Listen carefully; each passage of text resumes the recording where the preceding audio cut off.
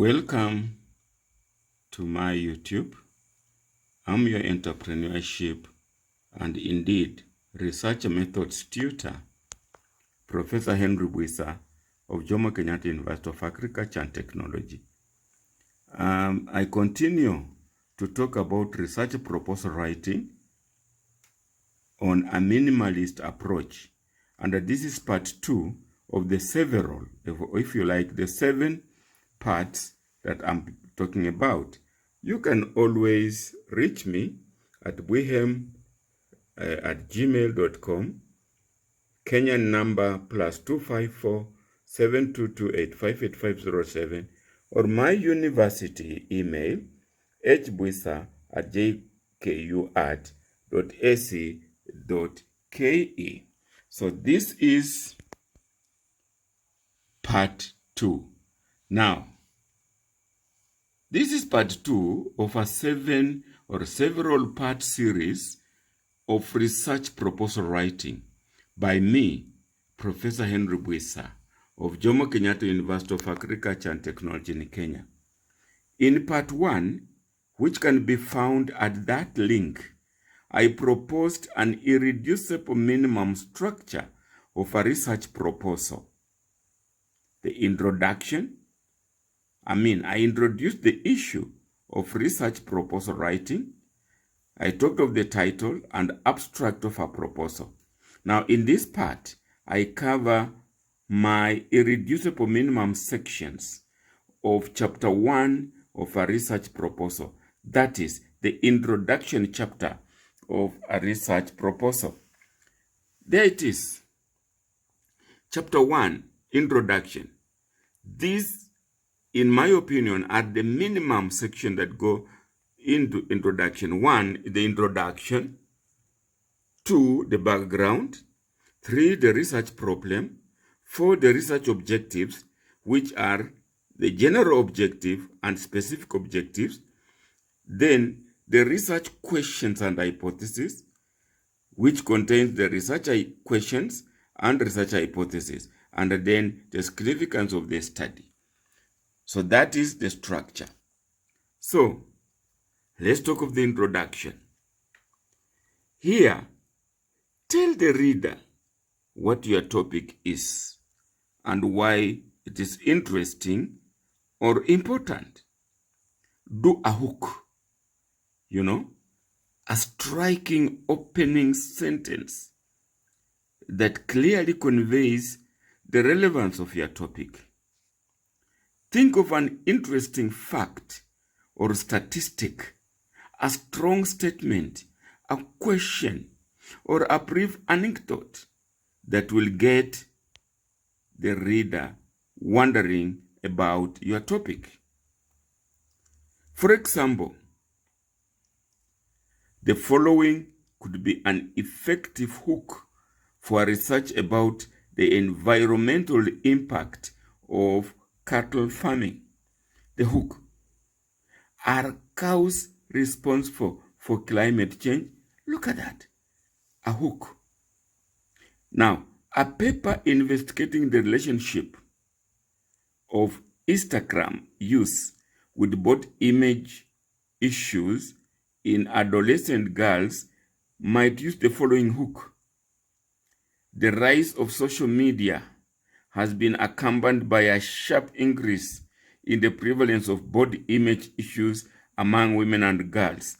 All we're saying is that do some hook in the introduction. Now, the background, the background provides the context of the study. Give general information on the topic. And remember, topic and title are different. I have covered that. Now, talk about the broader research area. What the current literature says about the research area, the gaps that exist in existing studies, and how this led to the need you intend to examine in your study. Cite relevant literature and provide necessary statistics to show why your study is needed. Note, however, that Detailed literature review has to come later in chapter 2. The background may be organized as 1. What is the aim of the study? What is known about the broad topic? What are the gaps or the missing links that need to be addressed? What is the significance of addressing those gaps? What are the rationale and hypotheses of the study? Please ensure that you only discuss the main and relevant aspects of the studies that have led to your aims. Do not elaborate on them, as this should be done in the literature review section. A good background is written as a summary of the author's interpretation of previous research and what the study proposes to accomplish. So, what is the key difference between introduction and background? Yes, there they are. In the introduction, it is like showing a trailer. That's an advertisement for an upcoming movie to entice the reader to read on. You know, you give an advertisement, this movie is coming, so people expect to want to see it. But the background, it makes the reader understand reasons for conducting a study. The introduction contains only preliminary information about the research topic. It also is simply an overview of the research question or thesis topic. But the background is a more in-depth explaining why your research topic is worth the time. Lastly, the introduction addresses what the study will entail, but the background discusses existing data on your topic. So there's a difference. Now you can read more of this at that link. Get note of it. Pause this video and get that link. Good. Let's go on. Hypothetical example of what I've talked about. Let the title be Ethnicity and Entrepreneurship in Kenya. Yes, a mini introduction could be like the Igbo of Nigeria, Gurage of Ethiopia, the Chaka of Tanzania, the Akan of Ghana and Ivory Coast.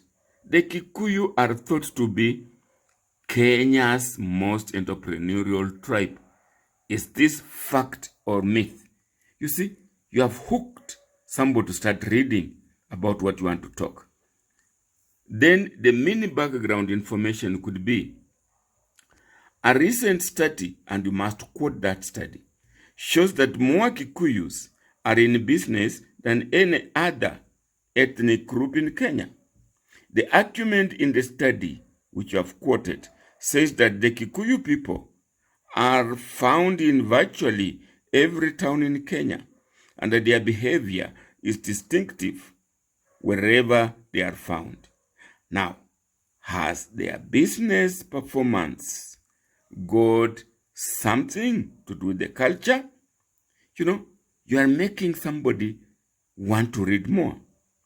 You go on. Hofstede defined culture as the collective programming of the mind that distinguishes the members of one group or category of people from others. And then you quote Hofstede. And his cultural dimensions became a paradigm for comparing cultures and understanding cross-cultural differences. Now, Buisa and Andolo in 2011 investigated culture as a factor in entrepreneurship development with a case study of the Kamba ethnic group in Kenya. Buisa and Andolo found some positive relationship between Hofstede's finding and their own. However, their results cannot be generalized because a case study is not a good representative of the population. It is against this backdrop that this study is being undertaken. Now, that's a background. So now let's come to the statement of the problem. Remember, I'm talking of minimalist approach. That's the minimum that should go into these sections. So, statement of the problem. I'm saying every research addresses a problem. This is perhaps the most important aspect of your proposal. Without a problem, there is no study, and hence all other parts or sections of the proposal become irrelevant. Therefore, although this part comes third in the structure, it should be the first to be written. Because of its importance, the problem should be thought out thoroughly. One technique of doing this is the problem tree analysis, which I have covered by the following videos. Those links, in that link, I'm showing from problem tree to statement of the problem. In the second link, I'm analyzing the problem. In the third link, I'm talking of counties should do problem trees. And in the last one, I am saying treat the problem and not the symptoms. Please visit them and get more information. Now, having settled on a problem, it pays to write it well. The shortest statement of the problem can be a question. For example, why are micro and small enterprises performing poorly despite training offered to them? That is enough to be a problem statement. You don't have to write pages and pages. I'm saying that's the shortest, but we can do more. Now, a good problem can be expressed in 3 to 4 paragraphs on one page. Now, at the following links, I have lectures on how to write a statement of the problem. Yes. First link, I'm asking you, advising you, don't start proposal writing with the title. Yes. Many of us think of the title, even without knowing the problem. And in most cases, you are taking that title from somewhere. So my advice, don't do that. In the second video, I'm asking you I'm guiding you on how to write statement of the problem, and that's part 1. In the second link, how to write the statement of the problem, part 2. And then in the third link, how to write statement of problem. So all these links will help you do the problem statement writing. So now we come to research objectives. And we're talking of the general objective. First of all, we are saying objective is something toward which effort is directed. It is an aim, a goal, or an end of action. The general objective is a statement that broadly points out what the researcher hopes to accomplish and the researcher's desired outcome from the research. The general objective focuses on the overall intended outcomes or the researcher's aspiration in reference to the research. The general objective of a proposal can further be defined as the purpose of the study. It states what the study intends to accomplish or develop in relation to the research problem. Clearly, therefore, it should best be generated right from the statement of the problem. Therefore, although it comes forth in the structure of the proposal, it is best written second after the statement of the problem. The fact that the general objective is the purpose of the research and the fact that the title should summarize the purpose of the research imply a close relationship between general objective and the title. Indeed, a title is largely paraphrasing of the general objective. Let's see. This is an example. The objective is to examine whether alcohol consumption is associated with increased partner violence. Let's paraphrase this, and we may get the role of alcohol consumption in domestic violence. And indeed, that becomes the title. You know, we have come with the objective, paraphrasing the objective, we get the title. But what was the statement of the problem? It was something like, it has been proposed, and we quote those, that the observed increase in domestic violence is associated with alcohol consumption. This has, however, not been conclusively established. You see, this is a problem. And all of it is on domestic violence. So the objective becomes, crafted around domestic violence. And the title the same. So that is what we're saying. That the three pillars of a good research. First, the problem. Second, the problem must lead to the objective. And then the objective must lead to the title. And then there is that relationship between the title and the problem. You see, we have made a triangle. Like in project management, the three constraints of the project are that the quality depends on three constraints. In research, we're saying the quality of our research depends first on the problem. Is it articulate? And then the objective. Does the objective address what we want the problem to, what the problem is? And then third, the title. Are they linked? And there we are. Those three lead to quality. For example, let's see, for example, this is the problem. Petroleum policies have consistently been rising, this negatively affecting the general consumption of consumer goods. The actual effect on consumption is not known. You see, we have been observing that there is increases in petroleum, the prices, and this has been affecting consumption, but we don't know. Therefore, the objective becomes crafted from the statement of the problem to determine the impact of rise in petroleum prices on consumption of fast-moving consumer goods. And then from there, we can now graft the title. The impact of rise in petroleum prices on consumption of goods, a case study of the fast-moving consumer goods. Please look at it.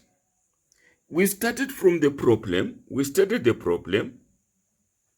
We have to address this problem. Then we set up an objective.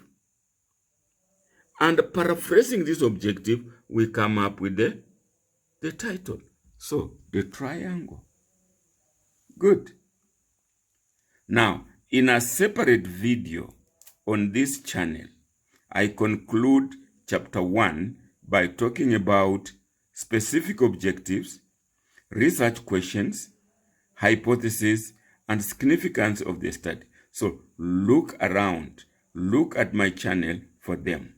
So, as usual, if you enjoyed it, please like it.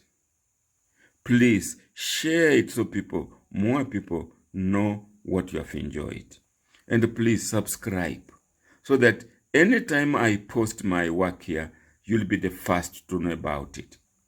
But there may be people out there who wish to support me or us bringing you more. If that is so, then please donate. And to donate, you will go to that website, www.mukmik.co.ke, and you can reach me at that email, and then you'll get the direction of donating. But you can as well just chip in something using that Lipa na M-Pesa buy goods number 5476465. So have an objective day, won't you? And please let it be a specific objective, a smart objective. Thank you. That's what we're going to talk about the next. So watch this space.